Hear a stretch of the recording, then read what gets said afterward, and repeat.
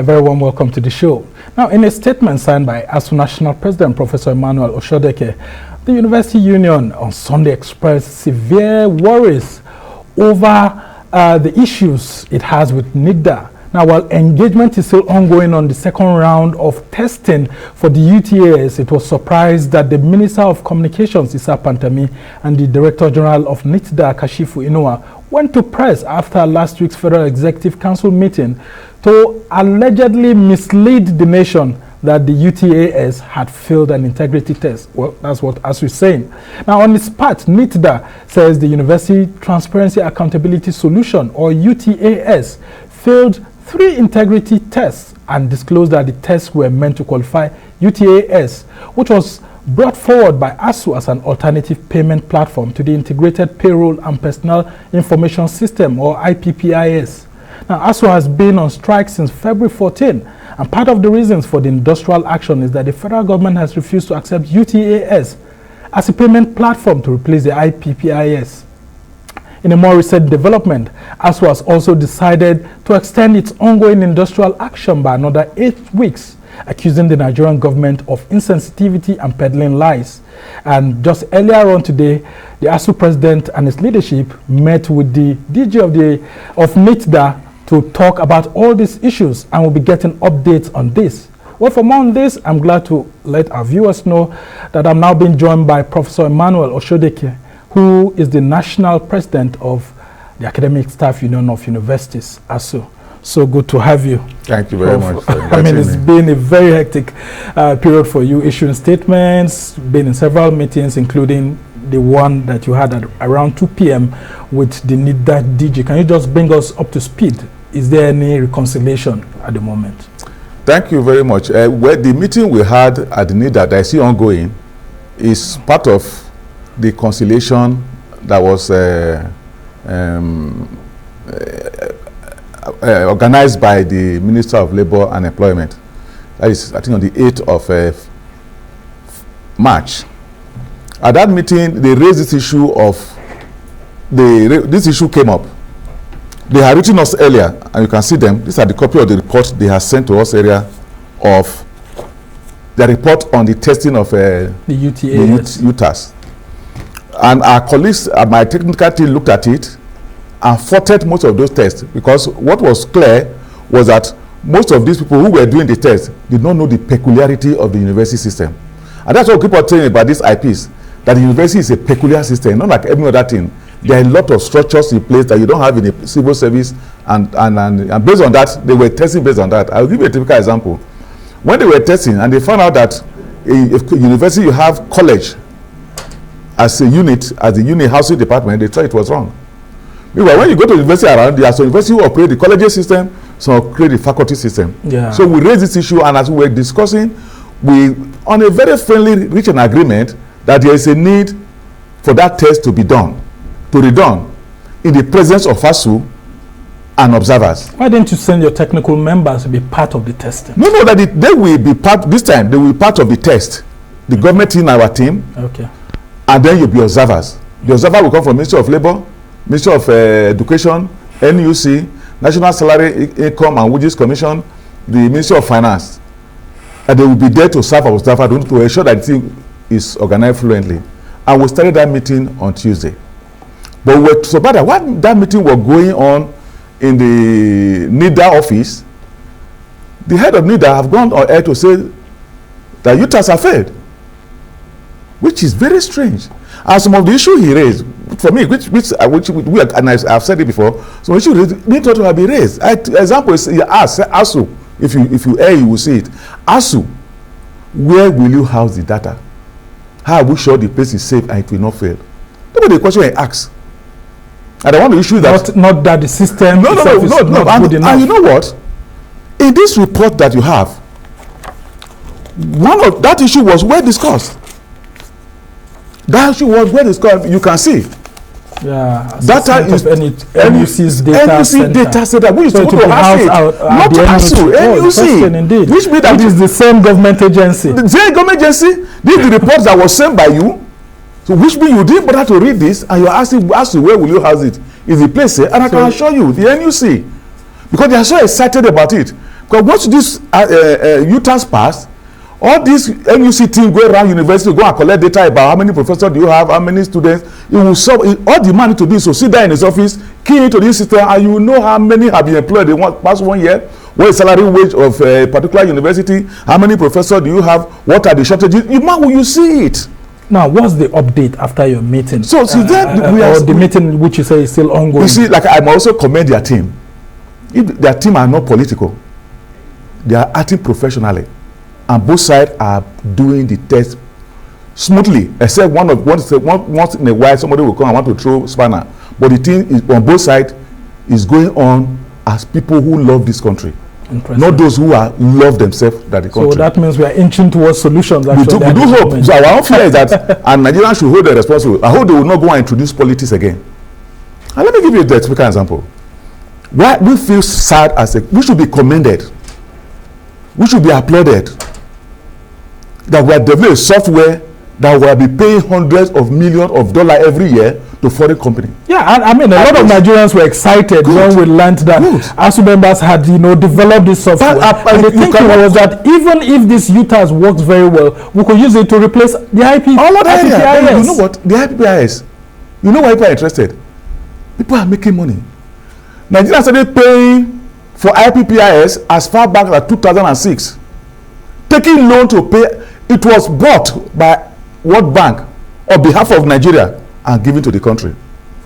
You know, the minister then, the World Bank woman, was bought by the World Bank and given to us at their own rate, and we're not paying. You know what they did? Other countries who want to buy a solution, you buy for your country, is it not? So that even if you have 10 men, you put. If you have 100, you put. If you have 10. But you know what they did? They are buying for individuals. So if any civil servant in Nigeria today, Nigerian government is paying money on behalf of them to those who own IPs on yearly basis per individual. So what they are doing, greed they are doing, the more people that are in, the more money those people will make. Very interesting. That's why they keep saying that the military has enrolled and other institutions of government, specialized agencies, that if those ones have enrolled, why is it difficult for Asuu to enroll in this? It looks like you are out to create a sabotage for the government's efforts to curb corruption. Is Asuu against fighting corruption? Thank you. Corruption had to be fought properly, not moving corruption from phase A to phase B. What they are doing now, they have aggregated corruption in their accountant general office. And I will challenge IRIS TV to request, using the Freedom of Information Bill, to request for the Auditor General report of 2019. And you see how corruption has now been aggregated in one center. Let me give you an example. This lie they tell you as scrubbing corruption while we are saving salary is not correct. And I'll give you why. As I speak so, we have many of my colleagues who have not been paid for the past 5 years. Yeah, and we've been seeing that there are shortages in Nigeria, what do you call it? And NECO. You just had 264 people, 240 people have not been paid since 2015. What do? Very simple. What I was earning before they forced us to start paying us with it is about 100,000 short now. So what do? Did they short pay you? So do they ensure somebody does not get paid? And what happens? So at the end of the year, you come with a budget that what we pay before we enter was 2 billion. Now we are paying 1.5 billion. We have reduced corruption, which is not correct. Because you are holding people's money. Yeah, because some people are still you are holding people's money just to create the scenario that you are saving money. Well, interesting indeed. That is what we have. We tried to get the Director General of the National Information Technology Development Agency, NITDA, to be on the show. And he actually told Arise News that he was going to be on the show, but he was still awaiting communication from the Minister of Communication approval and all of that. So he isn't here to answer some of these questions, but you've raised some very, very key fundamental observations. Now, as we go on with this conversation, why is this key issue of UTAS and IPPIS being part of the reason why Asuu is on strike? Let me tell you, the fundamental principle why our university have degenerated is what you are paying your members. University is universal. It's not about it's not a local thing. Every university should have foreign lecturers, foreign students. That university. When I was a student, I attended a state university. In my department I was then, when it was crop and soil science, in Rivers State University of Science and Technology, in the 80s, in one department, there were 5 nationals teaching. Somebody from Sierra Leone, yes. Somebody from Sri Lanka, somebody from Ghana, somebody from Poland, and Nigeria. 5 in one department. Today, there is no university you will go to there and you see 5 foreign lecturers teaching. They have left. Because of poor pay. Because of poor pay and this issue of high pay. More are leaving. You know why? For a vice chancellor to employ anybody, a professor, maybe you have gone outside and you see a real in quote, professor of cyber security, the real one. That means there are fake ones. So if you have one and you want to employ him, which is a hot person in the market, what you do is to quickly give him a temporary appointment to hold him down while the man passes through interview. But today, when you bring the man in, you have to tell him to go to Abuja to stand be one clerical officer to register for IPs. And I can show you no professor in the world will do that. None. Professor comes in, say go to Abuja, you enter his vehicle, take a flight to Abuja, pay in a hotel, and go and start before a clerical officer on a queue to register before you get paid. No professor will do that in the world. And that's why we are losing today. Yes. That is what the critical thing about IPs. And like I told you, people, the people, those who can go on sabbatical leave, those who can go do adjunct and what have you, they cannot do it again. Although the government keeps saying that this system is very, very effective. It has saved the country lots of monies here and there. But that's how they what the cost savings. I told you what the cost savings. Yeah, of course. But now let's go to the issue of this Asuu strike. Today, you announced that you have extended your strike by 8 more weeks, which makes it 2 months. Aren't you concerned about students? The university students are saying that you are not sympathetic to their cause. Thank you. When this issue started in 2020, this present one, we signed an agreement.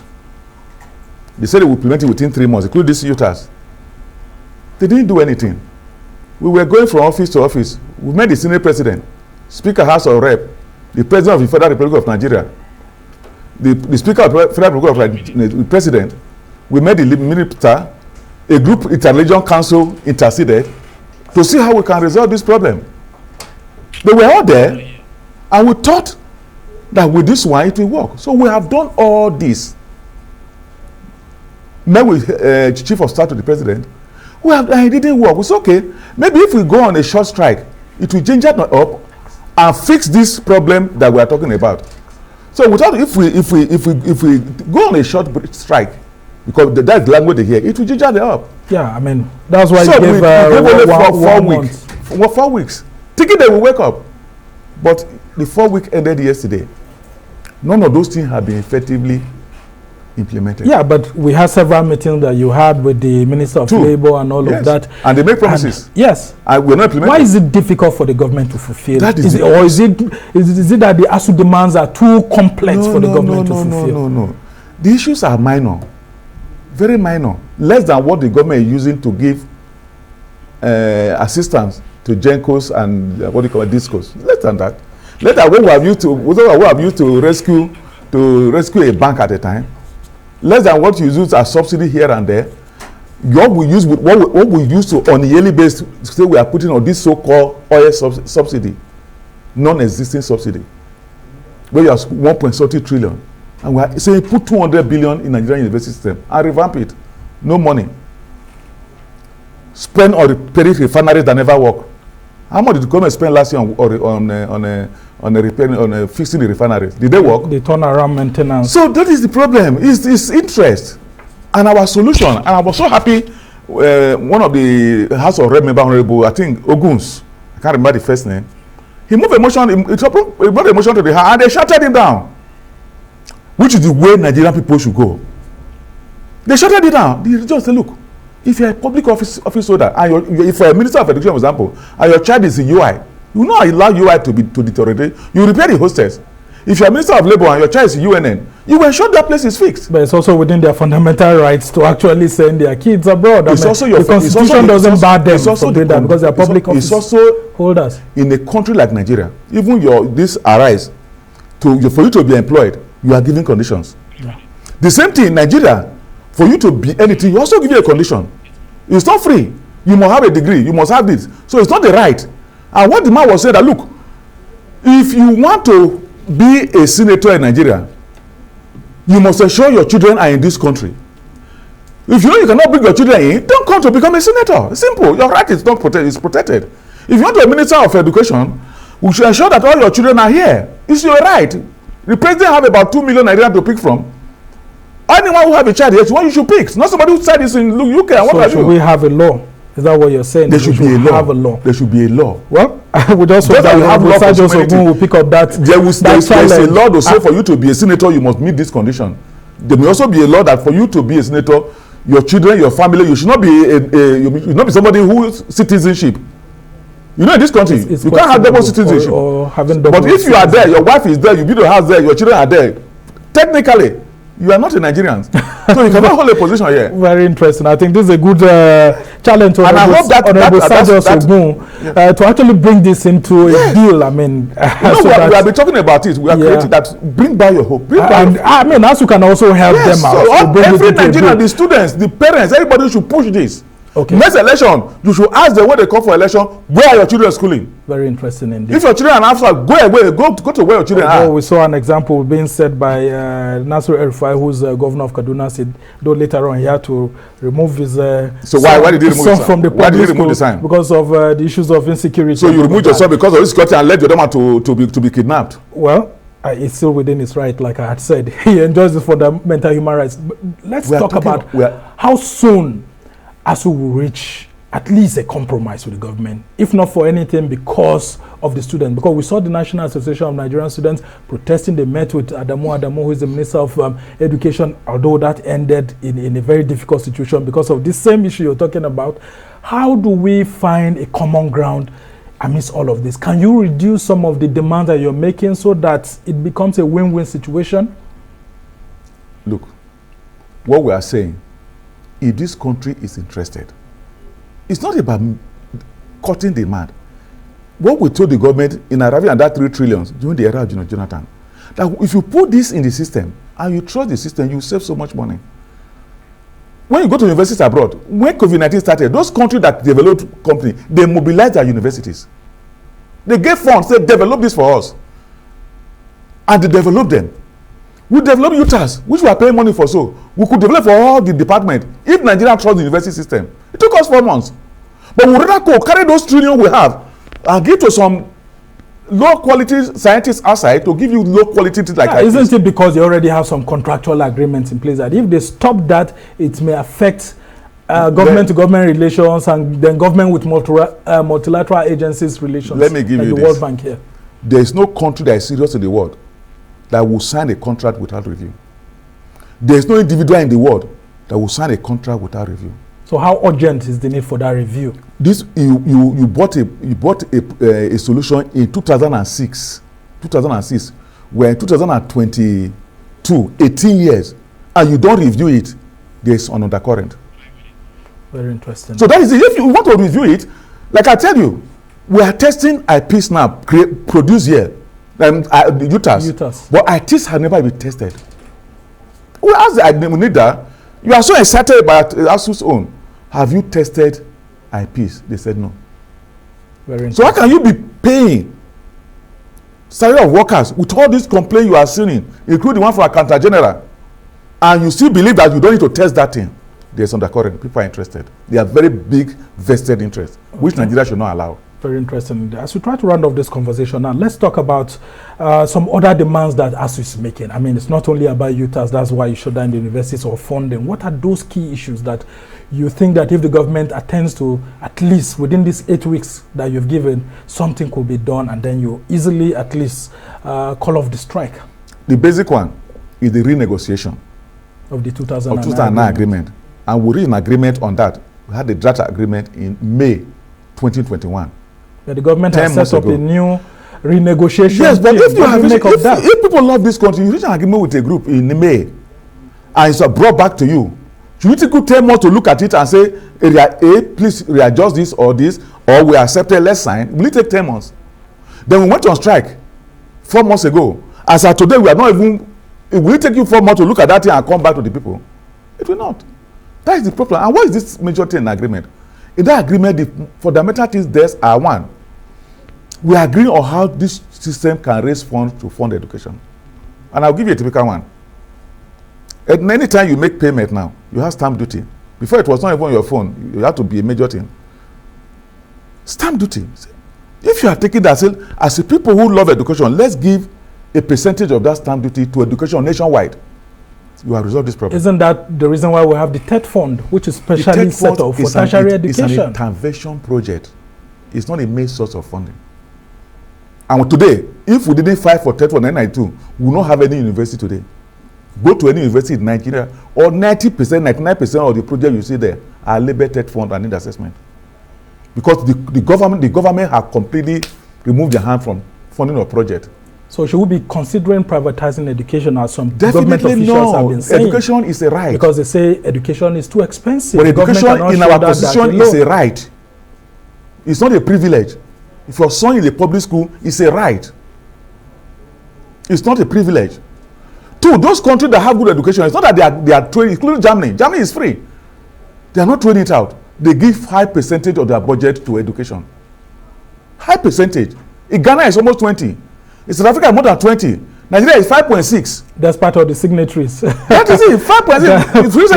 The president of this country was outside the country and said, in 2012, I will increase education budget by 50%. A year later, by 100%. We're out there, outside, and in the today, was the budget increase? No, you can't. The government says there are no enough funds. We're not talking about fund this time. We're talking about percentage. Forget about the fund. Okay. In Ghana, I told you almost 20%. Okay. It's not about the quantity of money. Okay. In Ghana, I've just been told we have less than 60 seconds to go. Sure. Now, to the university students and their parents, what will you do or say at the moment to assuage their feelings? Because, I mean, people are tired of their wards being at home, children, strolling around, not doing anything, and then it could be causing a menace to society too.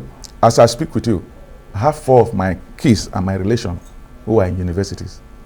I have more than 6 whose school fees I pay, who I bear. So I'm also a parent. But the quality of education they're getting, is it the same thing that child in Ghana, in South Africa, and in US getting? The answer is no. So for me, they also say some of you university lecturers are sending your children. You can go. So you are a journalist. You can investigate my children. That's what they've been saying. You can investigate. When the Minister of Labour, and I praise him for this. The Minister of Labour, his children passed through Chukwuemeka Odugeni University, and the other one passed through Unilag, and he stood by them when they were graduating. How many of these our officers have you seen studying by their children? And where are they standing? Outside the country. What I'm saying, you can investigate. You are a journalist. You can come and live in Umuahia and check where my children are schooling. Okay, we're just about ending the show very quickly. So if the UTAS is not accepted by government, what would happen? Just in less than 60 seconds before we go. If the UTAS is not accepted, it means that government deliberately, because ordinarily, let me tell you, ordinarily as a union, we should not have allowed UTAS to be subjected to test by agent of government, for they can do anything. But we know the process we have. If the state is not well, they should bring the UTAS, bring IPs. Let's look for an independent body to test the two and see the one that will pass. Which means it is deliberately they want to keeping us as slaves. And we are very confident that UTAS will pass the test. We have no problem at all. Even with their report, they have said that 3 times it has failed. Even their report, we studied 80%, 85%. 80%, 85% cannot be failure. It's not the story. Look at them here. Out of 687, it's called 529. When you do it, it's 77%. When you check the bottom here, maybe if you can give me 2 seconds, look at the end user. We have to subject it to those who will use it, the bursary and the this thing. Is the system friendly? They said 95% yes. Okay. Finally, all of them, the list there is 88. Okay. Well, so with this, as you say, it's left not passed. Also actually have independent parties that will look at these 2 solutions, the IPPIS and the UTAS. Well, we must thank you so much, Professor Emmanuel Osodoke, for joining us to take a look at these issues, and we can only appeal on behalf of students and parents for both the government and Asuu to the government to take a look at this and see how they can end this. This strike should not last more than 1 week if the government is serious. So let's say 1 week. Well, that's a challenge to President Muhammadu Buhari and his administration. We must thank you for being on our right.